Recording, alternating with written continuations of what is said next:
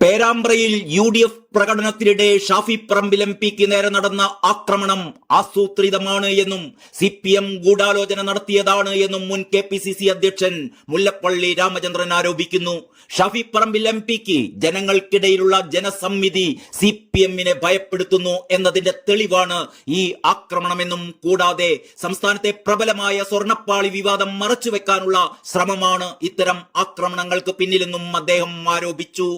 അതേസമയം മുഖ്യമന്ത്രിയുടെ മകന് എൻഫോഴ്സ്മെന്റ് ഡയറക്ടറേറ്റ് സമൻസ് അയച്ചിട്ടും ഹാജരാവാത്തത് അതീവ ഗൗരവതരമായ വിഷയമാണെന്നും മുല്ലപ്പള്ളി രാമചന്ദ്രൻ കൂട്ടിച്ചേർത്തു. SP-യുടെയും CPM നേതാക്കന്മാരുടെയും വാദങ്ങൾ പൊളിച്ച് പേരാമ്പ്രയിലെ UDF CPM സംഘർഷത്തിനിടെ Shafi Parambil MP-യെ police lathi കൊണ്ടടിക്കുന്നതിന്റെ ദൃശ്യങ്ങൾ പുറത്തു വന്നിട്ടുണ്ട്.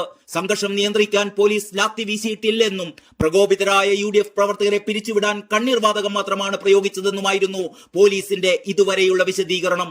അതിനിടയിലാകാം ഷാഫിക്ക് പരിക്കേറ്റത് എന്നായിരുന്നു പോലീസിന്റെ നിലപാട്. എന്നാൽ ഈ വാദങ്ങളെ പൂർണ്ണമായും നിഷേധിക്കുന്ന ദൃശ്യങ്ങളാണ് ഇപ്പോൾ വിവിധ ചാനലുകൾ പുറത്തുവിട്ടുകൊണ്ടിരിക്കുന്നത്. ഷാഫിക്ക് മുന്നിൽ നിൽക്കുന്ന ഒരു പോലീസ് ഉദ്യോഗസ്ഥനാണ് അദ്ദേഹത്തിന് നേരെ ലാത്തി വീശുന്നത് എന്ന് ദൃശ്യങ്ങളിൽ വ്യക്തമാണ്. ഷാഫിയുടെ തലയുടെ ഒരു ഭാഗത്തും മൂക്കിനുമാണ് പരിക്കേറ്റിട്ടുള്ളത്. നിലവിൽ അദ്ദേഹം കോഴിക്കോട്ടെ ഒരു സ്വകാര്യ ആശുപത്രിയിൽ ചികിത്സയിൽ തുടരുകയാണ്. പേരാമ്പ്ര ഗവൺമെന്റ് CKG കോളേജിലെ യൂണിയൻ തിരഞ്ഞെടുപ്പുമായി ബന്ധപ്പെട്ടുണ്ടായ പ്രശ്നങ്ങളാണ് സംഘർഷത്തിൽ കലാശിച്ചത്.